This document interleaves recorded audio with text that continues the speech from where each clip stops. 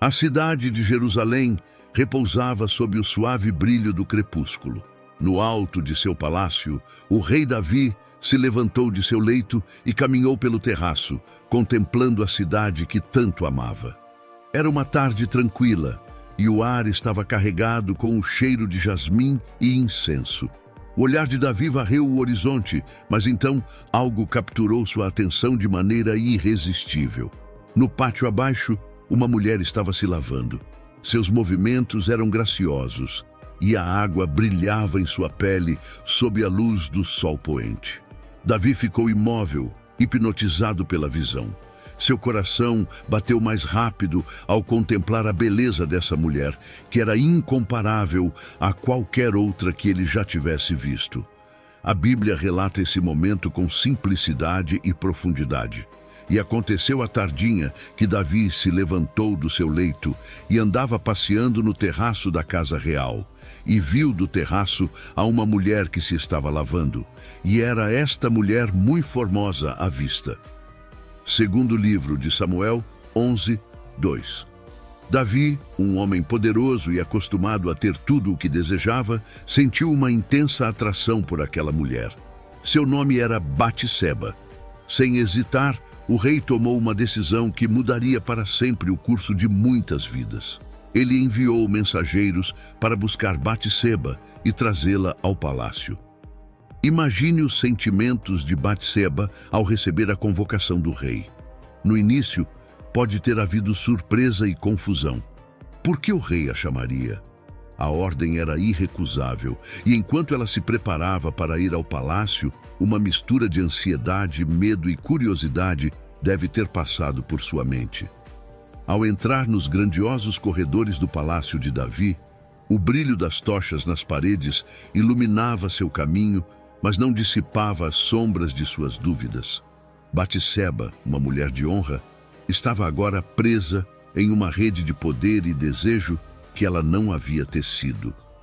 Quando finalmente ficou diante de Davi, ela percebeu a intensidade do olhar dele e a gravidade da situação em que se encontrava.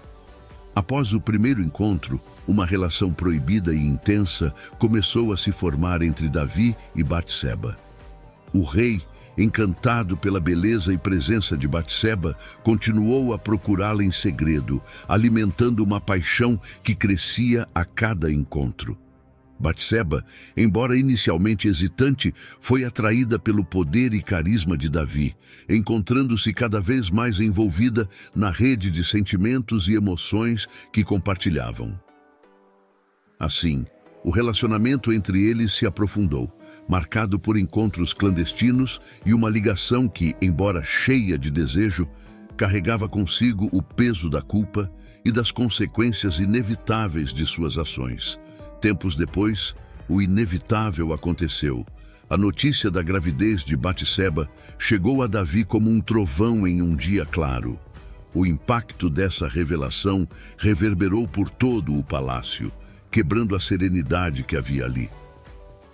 E a mulher concebeu e mandou dizer a Davi: "Estou grávida." Segundo livro de Samuel 11:5. Davi, o grande rei de Israel, sentiu o peso de suas ações e a gravidade da situação em que havia se colocado. O escândalo de um filho ilegítimo ameaçava sua reputação e autoridade. Davi sabia que precisava agir rapidamente para evitar a desgraça. Sua mente, sempre estratégica em tempos de guerra, começou a formular um plano para encobrir seu pecado. Urias, o marido de Batseba, ainda estava no campo de batalha, lutando fielmente por Israel. Davi decidiu trazer Urias de volta para casa, esperando que ele passasse a noite com sua esposa, e assim a gravidez pareceria legítima. No entanto, Urias, demonstrando uma integridade que apenas aumentava a culpa de Davi, recusou-se a gozar dos confortos de casa, enquanto seus companheiros estavam em combate. Ele dormiu à porta do palácio, fiel aos seus princípios e ao dever. O plano de Davi havia falhado. A necessidade de encobrir o escândalo levou Davi a medidas mais drásticas e desesperadas. Na manhã seguinte, Davi escreveu uma carta a Joabe, o comandante do exército, e entregou-a a Urias, sem que ele soubesse que carregava sua própria sentença de morte. Pela manhã, Davi escreveu uma carta a Joabe e mandou-lhe por mão de Urias. Escreveu na carta dizendo: ponde a Urias na frente da maior força da peleja e retirai-vos de detrás dele para que seja ferido e morra. Segundo livro de Samuel, capítulo 11, versículos 14 e 15. A frieza e a calculada crueldade do plano de Davi revelam o quão longe ele estava disposto a ir para esconder seu pecado. Joabe seguiu as ordens do rei e, em uma batalha feroz, Urias foi deixado na linha de frente e caiu, vítima não apenas da guerra, mas das intrigas palacianas e da traição de seu próprio rei. A morte de Urias foi uma mancha negra na consciência de Davi, uma ação que mancharia seu reinado e ecoaria através das gerações.